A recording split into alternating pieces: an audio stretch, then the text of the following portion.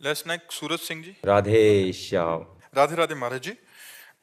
महाराज जी, आप कह रहे हैं कि मानव जीवन का अध्यात्म की चरम अवस्था क्या है महाराज जी, और कर्तव्य पालन करते हुए इसको कैसे प्राप्त किया जा सकता है? चरम अवस्था यह है कि जैसे हम ऐसे छोड़ दो, बिल्कुल कोई कंट्रोल मत रखो अंदर, तो हमारा मन विषयों की तरफ चला जाता है। ऐसे ही बिना किसी चेष्टा के हमारा मन भगवान की तरफ चला जाए, यह है चरम अवस्था कि बिना कुछ प्रयास किए सहज मन की गति भगवान में पहुंच गए।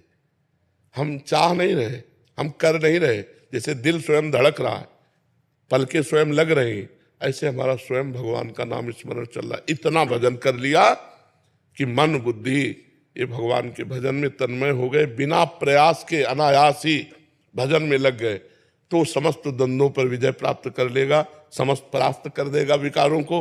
वो मन इंद्रियों का गुलाम नहीं होगा जिसका ऐसा भजन होगा। तो ऐसा भजन इसे कहते हैं अव्याव्रत भजन। अव्याव्रत तैल धारा, अखंड निरंतर भजन, उठते बैठते चलते सोवत हो रसना रटे राधा कृष्ण सुनाम।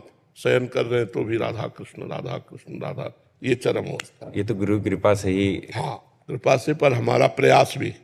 गुरुदेव भगवान शरीर का पोषण तो माँ बाप कर देते, लेकिन स्वरूप का पोषण तो गुरुदेव भगवान की कृपा से ही। पर इसमें अपना प्रयास भी है। जैसे जो नाम दिया, जो मंत्र दिया, अगर आप उसका जप कर रहे हो और गुरु कृपा बढ़ती जा रही, तो आपकी रुचि बढ़ती जाएगी उसी मंत्र में, उसी नाम में, और बढ़ते बढ़ते ये स्थिति आ जाएगी। और स्थिति जब आ जाती है तो जैसे पानी कहीं भी छोड़ो नीचे जाएगा, अगर उसको ऊपर चढ़ाना है तो यंत्र की जरूरत है। ऐसे मन कहीं भी छोड़ो विषयों में जाएगा, अगर ऊपर चढ़ाना है तो मंत्र की जरूरत है। अगर मंत्राकार वृत्ति हो गई, जीवन का चरण। मतलब गृहस्थ में रहते हुए अपना कर्तव्य का ईमानदारी से पालन करते हुए गुरुदेव भगवान ऊंचाई पे चढ़ा जा सकता है। बिल्कुल चढ़ा जा सकता है। ऐसे कितने गृहस्थ हुए हैं, प्रमाण है कि जो चरम अवस्था को प्राप्त हुए।